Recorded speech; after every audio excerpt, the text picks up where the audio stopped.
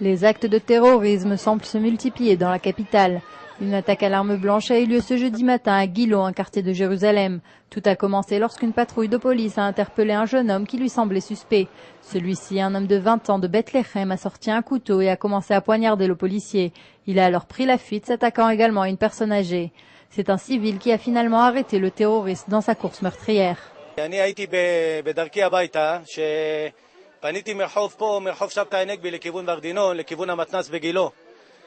וראיתי איזה ניידת שעומדת ככה בצד הכביש, היא הייתה לפני איזה 30 מטר, ותוך כדי זה שאני מטפס בעלייה, אני רואה כבר תגרה בין שוטר לאיזה אזרח.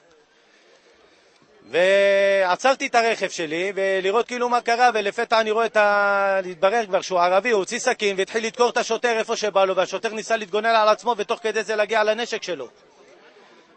וראיתי את השוטר נופל על הרצפה, והערבי הזה התחיל לרוץ, ואני כבר עצרתי את האוטו באמצע הכביש, והתחלתי לנסות לרוץ אחריו, ופתאום אני שומע קולות של ירי שהשוטר שנתקר התחיל לירות במחבל הזה.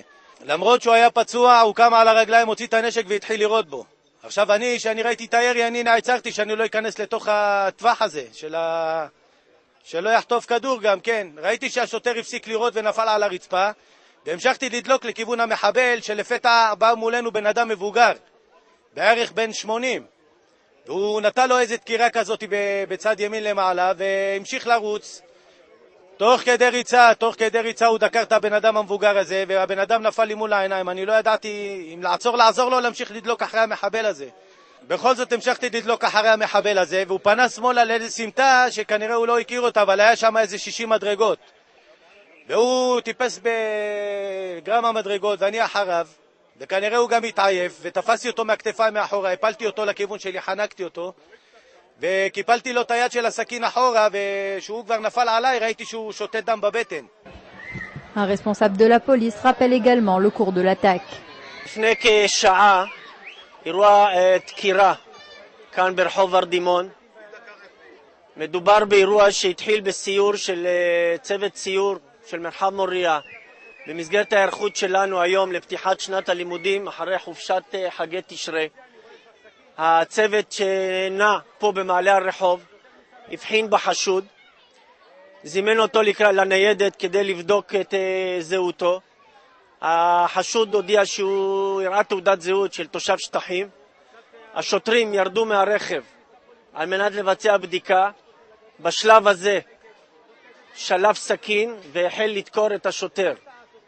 השוטרת הקיפה את הניידת, הבחינה שהמפגע דוקר את השוטר, שוטר ושוטרת. השוטר נדקר, השוטרת שנקשה מיד למכשיר הקשר צעקה בגל לגבי הדקירה של השוטר בן זוגה, ומסרה פרטים על מיקום בריחת, על כיוון בריחת המחבל. השוטר הפצוע הספיק לשלוף נשק, ירה מספר כדורים לעבר המחבל שבורח, פגע בו כדור בגב. המחבל המשיך במנוסתו למרות הפגיעה. תוך כדי מנוסתו הוא דוקר אזרח, אדם מבוגר שהיה בציר בריחתו.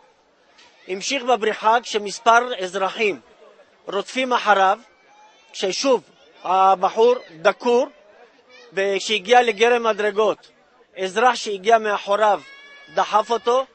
שוטרי בילוש שהיו בסיור ברחוב סמוך ושמעו את דיווח השוטרת הגיעו מלפנים והשתלטו על המחבל שהיה עם הסכין ביד ופצוע בגבו כמו שתיארתי.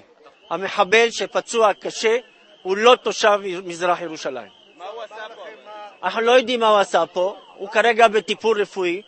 כשיסיים את הטיפול הרפואי אנחנו נחקור ונדע את כל הפרטים, גם מה הייתה מטרת הגעתו לירושלים, מהיכן הוא הגיע לירושלים, על מנת שנלמד את תנועותיו במהלך היום הזה.